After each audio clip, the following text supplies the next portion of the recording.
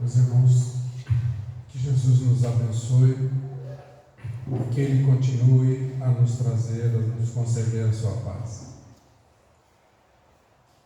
Nós estamos há 3, 4 dias do final do ano.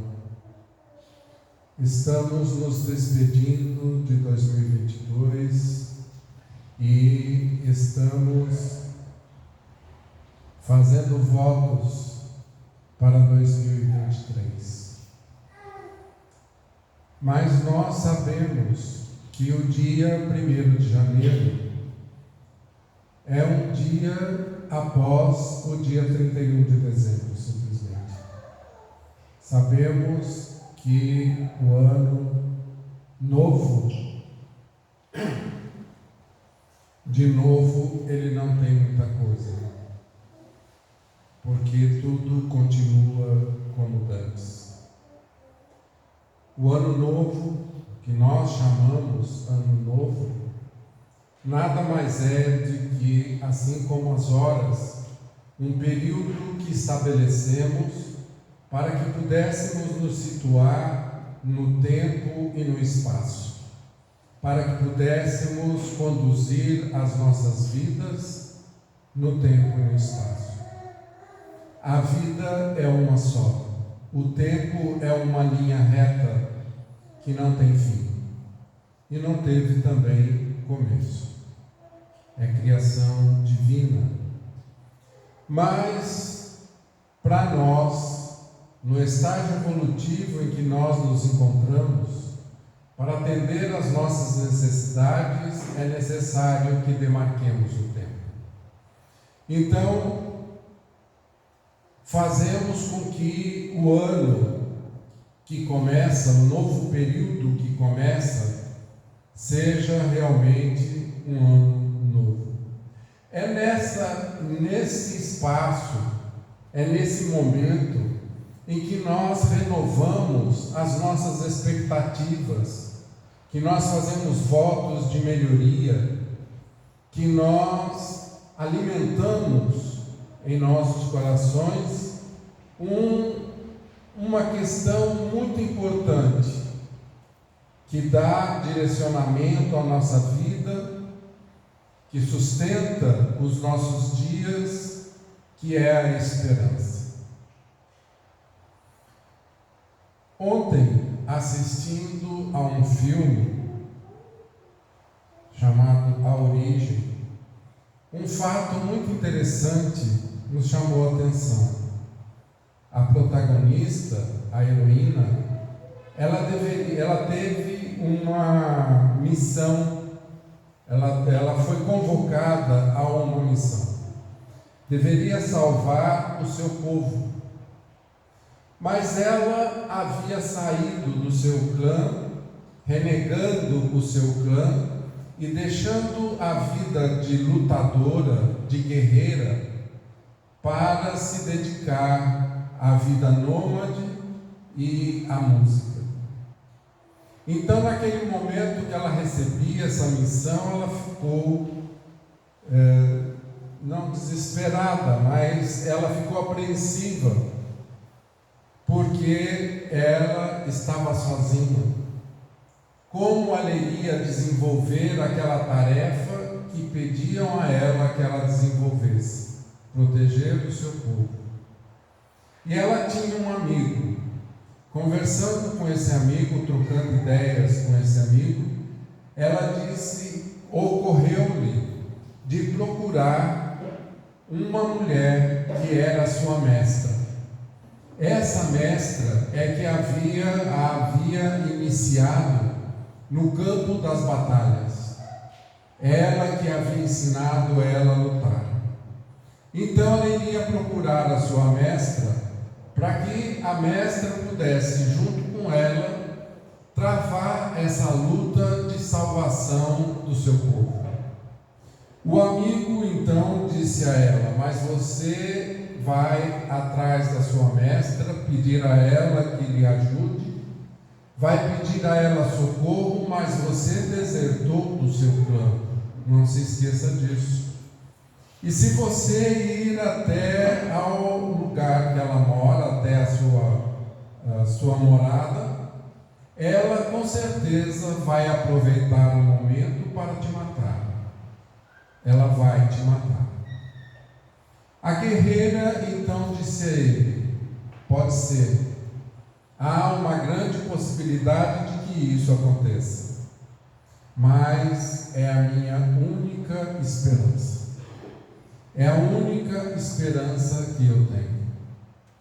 Então nós vamos vendo que a esperança é um sentimento muito importante que nós devemos alimentar em nosso coração, para que nós possamos pautar os nossos dias, para que possamos enfrentar as dificuldades. Essa guerreira, ela admitiu, aceitou correr o risco, porque era a única chance que ela tinha de desenvolver a missão dela. E não teve medo, porque a esperança alimentou-lhe a coragem, a esperança alimentou-lhe a fé, para que ela pudesse cumprir com o seu compromisso. Mas não é somente nos dias atuais que a esperança ela vem sendo tema de estudo, de observação, de pesquisa dos estudiosos, principalmente dos filósofos. Nós vamos encontrar na mitologia grega uma lenda que nos fala a respeito da esperança. Essa lenda mitológica diz que o deus Júpiter criou uma mulher que era muito bonita. Ela era o sinônimo de perfeição. E colocou e a chamou de Pandora. Mas com o passar do tempo, ele observou que Pandora estava se entristecendo, que ela estava ficando cabisbaixa e havia perdido a vivacidade que ela tinha quando foi criada. Então Júpiter tomou a decisão de que Pandora precisava de um companheiro e enviou-a para a terra, enviou-a a Epimeteu, para que ela pudesse ficar com ele, para que ela pudesse se casar com ele e constituir uma família. Então, assim aconteceu. No dia desse casamento, ela recebeu um presente de Júpiter, uma caixa, que ela deveria manter fechada sempre, eternamente. Essa caixa deveria ficar fechada. E Pandora, então, com o passar do tempo, ela foi ficando curiosa, porque naquela caixa, cada deus do Olimpo havia colocado alguma coisa de presente para ela. Então, com o passar do tempo, inadvertidamente, ela resolveu abrir a caixa. Quando ela abriu a caixa, todas as virtudes que haviam sido colocadas dentro da caixa pelos deuses começaram a escapar e começaram a ir-se. Então, com a ajuda de um deus que ela suplicou, ela conseguiu fechar a caixa, mas não conseguiu trazer de volta todas as virtudes que haviam saído, com exceção de uma. Só uma ela conseguiu guardar, que era a esperança. Então, se nós transpusermos a figura da lenda para o entendimento na nossa realidade, nós vamos ver que essa caixa representa o nosso coração, e nele está ainda preso a esperança. Nele figura a esperança, a nos motivar, a nos trazer aquilo que precisamos para que possamos pautar a nossa vida. Então, a esperança, ela é uma palavra que é criada da palavra latina esperar. Ela vem dessa palavra esperar, que significa ao mesmo tempo aguardar, significa ter esperança. Mas a esperança, o que é a esperança? O que é ter esperança? A esperança, ela não é ter desejos e anseios por coisas materiais. Não é o fixar da mente para aguardar coisas materiais que nós queremos e que devem nos chegar. A esperança, ela é diferente, ela é paradoxal. A esperança não é uma espera passiva e nem o forçar de uma circunstância que muitas vezes não tem condições de acontecer. A esperança, ela é ativa, ela é positiva, ela é ágil. Ter esperança é também um sinônimo de ação, de busca, de luta. Então, nos últimos tempos, nós temos tido muitos motivos para ter esperança. Nós temos, nos últimos tempos, tido uma necessidade imensa de construir em nós esse sentimento. Porque a esperança não é alguma coisa inata e não é alguma coisa que nós recebemos por misericórdia divina. A esperança é um sentimento que nós temos que construir, é um sentimento que nós temos que cultivar. Então nós temos vivido problemas muito angustiosos, problemas muito difíceis, a pandemia, problemas familiares, problemas financeiros, que quando vindos separadamente já nos afligem muito, já nos trazem muitas preocupações. Quando se junta então, e nós passamos a viver esses tempos, tudo junto, aí tem uma consequência que é muito pior do que ele separado, a depressão. Passamos a viver então um momento de depressão.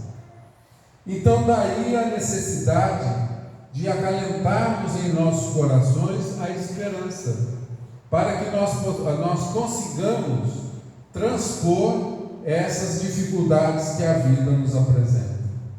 A benfeitora Joana de Ângeles, ela coloca numa de suas obras, a obra Estudos Espíritas, ela faz uma análise a respeito da esperança, e ela fala que a esperança, o ato de criar a esperança, de desenvolver a esperança dentro de nós, encontra dois opositores principais. São duas dificuldades que se nos apresentam para que nós possamos cultivar a esperança. A primeira dificuldade é a presunção. A presunção torna o homem petulante. Toda pessoa petulante é presunçosa. E ela, por ser presunçosa, por ser petulante, ela acha que ela sozinha dá conta de tudo, que ela não precisa do apoio, ela não precisa da ajuda de quem quer que seja, principalmente de Deus, né? O presunçoso acha que ele dispensa, né, a ajuda divina. E a segunda oposição, o segundo opositor que o cultivo da esperança encontra, é o desespero. O desespero conduz à dúvida a respeito da misericórdia e assistência de Deus, né? Da misericórdia excelsa de Deus em relação aos seus filhos. Quando nós, ao defrontarmos com as dificuldades que nós temos do nosso caminho, da nossa jornada reencarnatória, se nós não temos esperança, se nós não temos fé, nós entramos em desespero. E a partir do momento que entramos em desespero, tudo mais se torna difícil para nós, principalmente o cultivo da esperança. Então, para que nós possamos entender a questão da esperança, nós podemos buscar duas abordagens que são as mais comuns a respeito desse tema. A abordagem filosófica e nihilista, essa abordagem que está calcada no nihilismo. O que o nihilismo busca? Ele busca a racionalização de tudo. Para ele, tudo, as coisas só existem e só merecem crédito a partir do momento que ele entende, que ele pode ver e que ele pode pegar. Mas quando ele passa a pensar dessa maneira nihilista, ele passa então a fazer parte, a acreditar na filosofia do nada. Ele acha que a vida é essa que nós temos e a partir da morte, a partir do momento em que nos chega a morte, tudo se acaba e nada mais pode se esperar. Mas existe também uma segunda abordagem, que é a abordagem religiosa, a partir da perspectiva da doutrina espírita.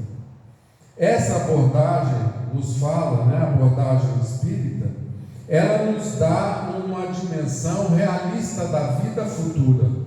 Ela vem nos trazer informações e ensinamentos a respeito do depois e do antes também, Da onde eu vim, o que eu estou fazendo aqui, para onde eu vou. Então, essa abordagem espírita, religiosa espírita, ela nos fala da realidade da vida futura, E, por consequência, ela torna a esperança uma força inovadora, uma força revolucionária, que faz com que nós tenhamos decisão, força de continuar a nossa caminhada. Nessa abordagem pela ótica espírita, nós ficamos sabendo que nós não iremos para o céu, mas também não iremos para o inferno, conforme as definições filosóficas de céu e inferno, mas sim que nós somos ou seremos conduzidos de acordo com o nosso merecimento.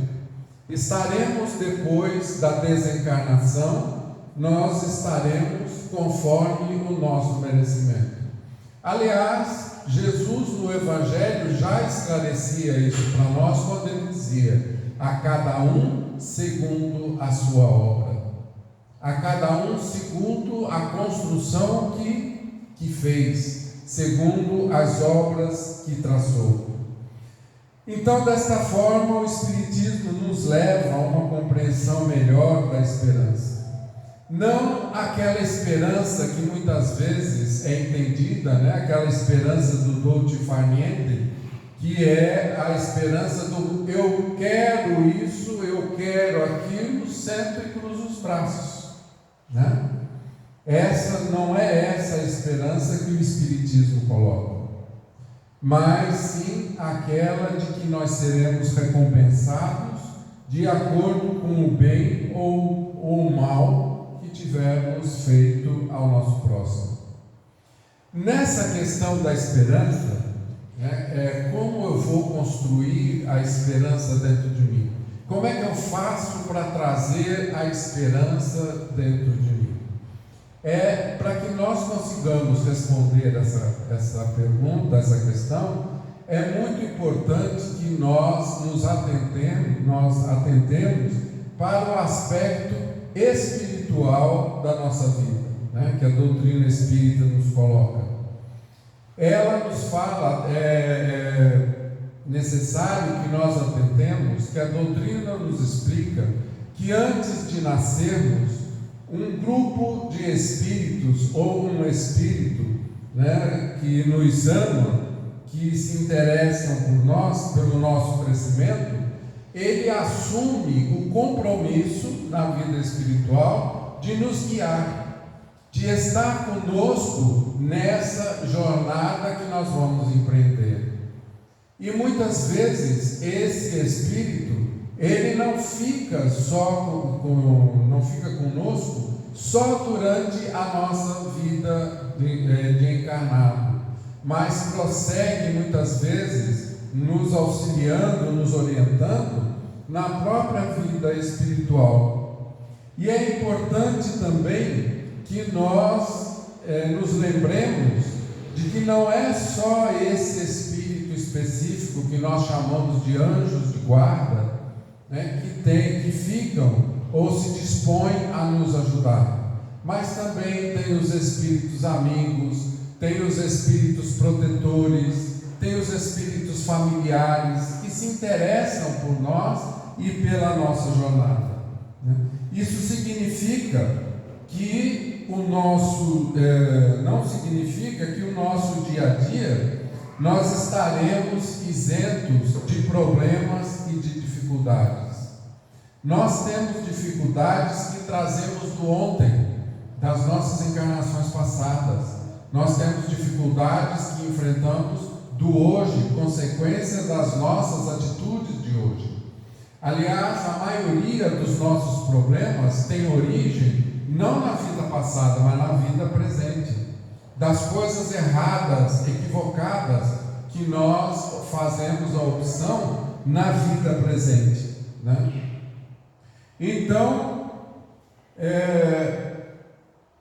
nós fazemos a nossa programação antes de encarnar conforme a nossa necessidade de evolução e de aprendizado.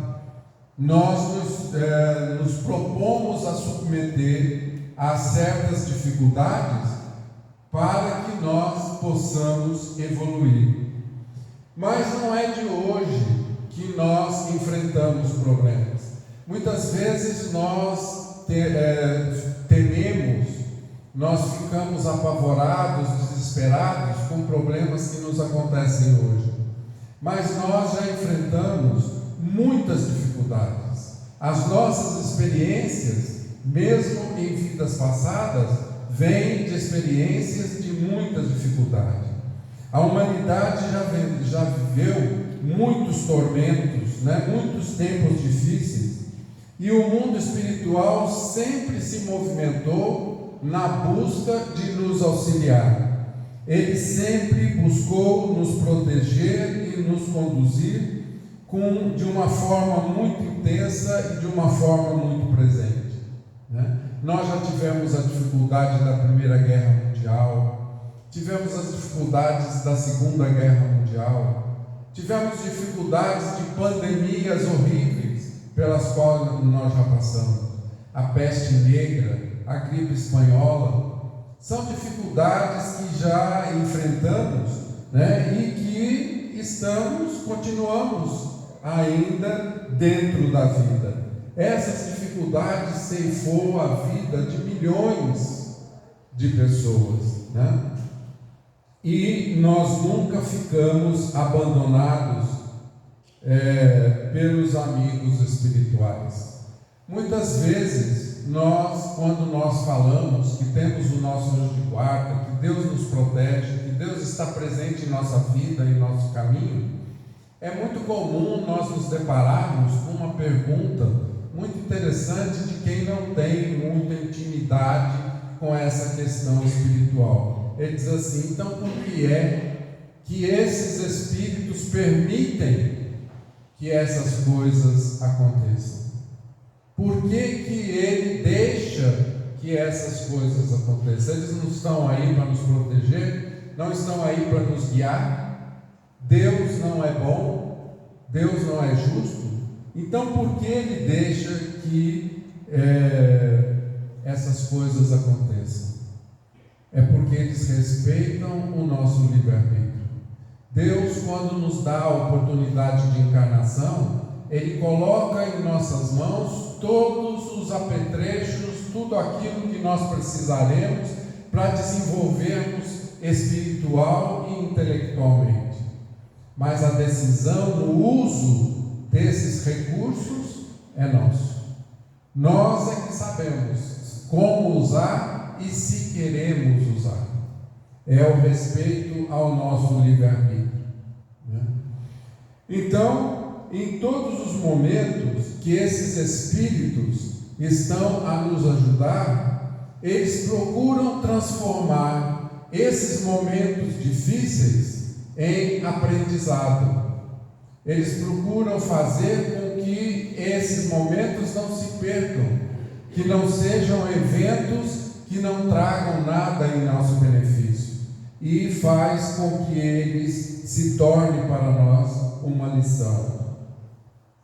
E quando nós falamos nessas facilidades físicas, né, que os bons espíritos que Deus coloca em nossa vida, né, essas facilidades às vezes estão associadas a dificuldades. A dificuldades porque nós somos filhos de Deus. Aqui estamos sob o consentimento e regidos pela lei de Deus. E os Espíritos nos esclarecem no Livro dos Espíritos que Deus é soberanamente justo e bom. Então, Ele não nos colocaria numa situação em que fosse de sacrifício, de sofrimento, sem que isso tivesse um motivo, sem que isso tivesse uma causa, sem que isso tivesse um aproveitamento. Então, o que Deus pede de nós é a evolução espiritual. Muitas vezes, quando a gente fala em evolução, quando a gente fala em crescimento, devido ao nosso entendimento ainda pequeno das questões divinas, nós nos limitamos a enxergar as coisas materiais. Mas Deus, Ele quer a evolução do Espírito. As coisas materiais não têm maior importância. É do Espírito que Deus quer que evolua, que Ele quer que cresça. E é exatamente nessas condições difíceis, nessas situações difíceis pelas quais nós passamos, é que nós promovemos o nosso crescimento. Cada vez que nós passamos por um problema e saímos desse problema, nós saímos mais fortes, nós saímos mais sábios, né? Então, esses problemas são exatamente a ferramenta que é utilizada para que nós possamos crescer, para que nós possamos evoluir. Na questão 258 do Livro dos Espíritos, Allan Kardec, ele pergunta aos benfeitores espirituais: quando na erraticidade, antes de começar nova existência corporal, tem o espírito consciência e previsão do que lhe sucederá no curso da vida terrena? O espírito sabe o que vai acontecer para ele na vida terrena? E os espíritos responderam: ele próprio escolhe o gênero de provas por que há de passar, e nisso consiste o seu livre-arbítrio. Então, as provas pelas quais nós passamos são escolhas nossas.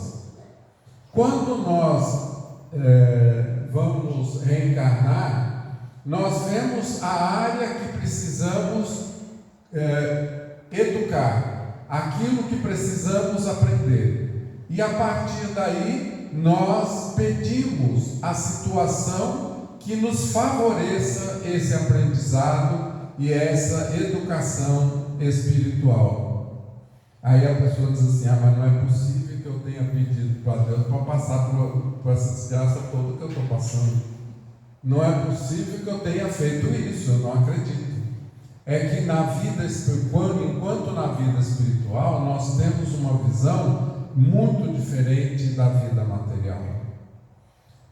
Se hoje, quando nós fazemos alguma coisa errada e nós caímos em si e queremos consertar aquilo que fizemos e aceitamos qualquer condição para consertar aquilo que fizemos, se isso acontece hoje com aquilo que fizemos hoje, imagina quando nós ficamos sabendo que os nossos equívocos vêm de muito tempo atrás. Agora, é um erro pensar que essa programação prevê todos os nossos passos. Tudo aquilo que eu vou passar, passo a passo, está programado na vida espiritual. Não é assim. Na vida espiritual é previsto uma área de dificuldade que nós vamos passar. Por exemplo, vamos supor que na vida passada eu fui uma pessoa que minha vida foi sem lei, minha vida foi sem uma diretriz, sem uma disciplina, né? Então eu me entregava a bebida, eu me entregava à vida absoluta, né? Então eu reencarno num ambiente que vai me proporcionar estas condições. Eu vou me deparar com situações de facilidades para fazer a mesma coisa, para levar o mesmo tipo de vida. E o meu trabalho vai ser exatamente enfrentar essa facilidade para que eu não caia novamente nessa condição. A minha tarefa vai ser exatamente ter as condições e resistir. Por isso, as nossas provas são tão difíceis, porque são condições que eram normais para nós, que nós gostávamos e que nós temos que resistir nos dias de hoje. Imagina que nós gostamos de fazer alguma coisa, de uma certa atividade, gostamos muito, temos a possibilidade de fazer, temos as facilidades para fazer, mas eu não devo fazer. E eu tenho que me abster. Eu tenho que me segurar para não fazer isso. Como é difícil. Então, essas dificuldades que a vida nos apresenta são dificuldades que temos que enfrentar para que possamos garantir a nossa melhora. E a estratégia do nosso crescimento, diz-nos os Espíritos, para desenvolvimento é justamente a de passagem pelas experiências, muitas vezes difíceis e amargas. Na nossa aprendizagem nós temos dois tempos. Nós aprendemos a teoria e depois temos que fazer a prática, para que se consolide o conhecimento dentro de nós. Na vida espiritual é a mesma coisa. É preciso que eu passe pelas experiências todas para que eu possa consolidar em mim a evolução, o aprendizado, né? Então, muitas vezes isso se tornam dias difíceis e amargos, mas é exatamente no passar por essas experiências difíceis que eu vou mostrar a minha força, a minha fibra espiritual, né? Então, o Espírito André Luiz e os Espíritos nos ensinam que a nossa vida, os nossos corpos, são simplesmente vestimentas. Nós damos muita importância às coisas materiais porque estamos no mundo material. E é preciso que demos importância realmente às coisas materiais. Não estamos aqui dizendo que as coisas materiais são sem importância nenhuma, que nós devemos nos desvencilhar de tudo que é material. Absolutamente. São importantes as questões materiais, mas não são mais importantes do que as questões espirituais. E André Luiz, no prefácio do livro Nosso Lar, ele fala que a nossa vida é um ato, é alguma coisa que acontece rapidamente e que nós já vivemos muito, já tivemos muitas experiências reencarnatórias e teremos mais experiências reencarnatórias. Então nós precisamos nos lembrar sempre da presença desses amigos espirituais para que a nossa fé cresça, para que a nossa fé se fortaleça, né? Sabendo que somos cuidados e para que nós não nos percamos pelas estradas da decepção, da angústia e do medo. Veja, meus irmãos, que tudo isso os Espíritos nos falam para que nós pensemos um pouco, para que nós raciocinemos, para que meditemos de que forma é que nós vamos enfrentar as nossas dificuldades. O que eu devo fazer para ter um pouco de paz, para ter um pouco de sossego? Porque nós temos lutado muito, mas os problemas não acabam, as nossas lutas não terminam. É uma luta em sequência da outra. E nós muitas vezes esperamos e dizemos assim: quando é que isso vai acabar? Mas se nós não pararmos para pensar e colocarmos os valores devidos conforme eles têm, nós não sairemos do lugar. A nossa vida vai continuar sempre da mesma forma. Muitas pessoas confundem a fé com a esperança. São coisas diferentes. A fé está relacionado à divindade, está relacionado a Deus. E a esperança é uma manifestação da alma que nos traz uma expectativa positiva. Muitas vezes, sempre quem tem fé tem esperança em Deus. Mas nem sempre quem tem esperança tem fé. Tem pessoas que têm esperança de que o bem aconteça, mas tem pessoas também que têm esperança que o mal suceda. Eu espero que o meu inimigo se esfole, eu espero que ele perca tudo que ele tem, eu espero isso e mais aquilo de mal para o meu próximo. Agora, quando a fé se une à esperança, aí sim, aí o nosso poder de construção é muito grande. No Evangelho segundo o Espiritismo, no capítulo 19, tem uma mensagem que começa exatamente assim: a fé, mãe da esperança. É da fé que surge a esperança. A fé em Deus de que as coisas se realizam e a esperança de que vai realizar. A esperança te emula, a esperança faz com que você busque, a esperança faz com que você espere, alimenta o seu coração, e a fé faz com que você haja, com que você atue, né?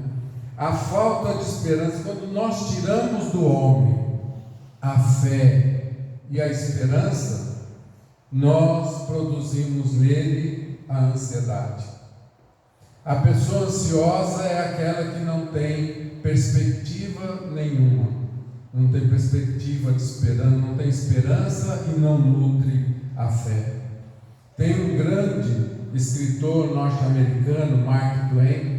Ele se expressou a respeito do estresse, da desesperança, dizendo assim: os maiores problemas que tive na minha vida foram aqueles que nunca aconteceram. A falta de esperança e a falta de fé. Então os Espíritos dizem que a esperança faz nascer no coração do homem as boas e nobres aspirações. A fé as concretiza servindo de suporte e vitalidade. Nós vivemos momentos de esperança de um mundo melhor. A esperança unida à fé, nos diz os Espíritos, pode nos conduzir aos objetivos idealizados. E nós vamos encontrar no Evangelho, em Paulo, e encontrar na literatura espírita, em Emmanuel, esses dois baluartes da divulgação dos Evangelhos de Jesus, muitas referências a respeito da esperança. Ele diz assim, Paulo diz assim numa carta aos Romanos, capítulo 15, versículo 4: porque tudo que dantes foi escrito para nosso ensino, foi escrito para que pela paciência e consolação das Escrituras tenhamos esperança. Veja a importância da questão do desenvolvimento da esperança dentro de nós, né? Emmanuel, em Vinha de Luz, ele fala assim: nem todos têm o voo da fé, nem todos podem oferecer o pão do corpo, mas ninguém está impedido de espalhar os benefícios da esperança. O que Emmanuel quis dizer com isso? Muitas vezes há pessoas que são depressivas, que são pessimistas, pessoas que só veem o pior. Isso não vai acontecer. Comigo isso não pode acontecer. Porque eu não tenho sorte. Porque está tudo muito ruim. Então é a advertência que Paulo faz. Todos nós temos por obrigação espalhar a esperança, colocar no coração das pessoas a esperança, mesmo que o nosso esteja sangrando, mesmo que nós estejamos chorando.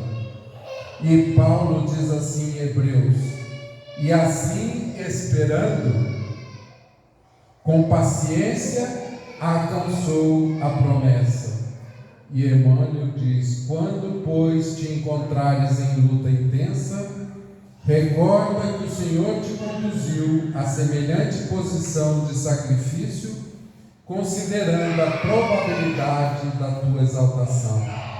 E não te esqueças de que toda a crise é fonte sublime de espírito renovador para os que sabem ter esperança.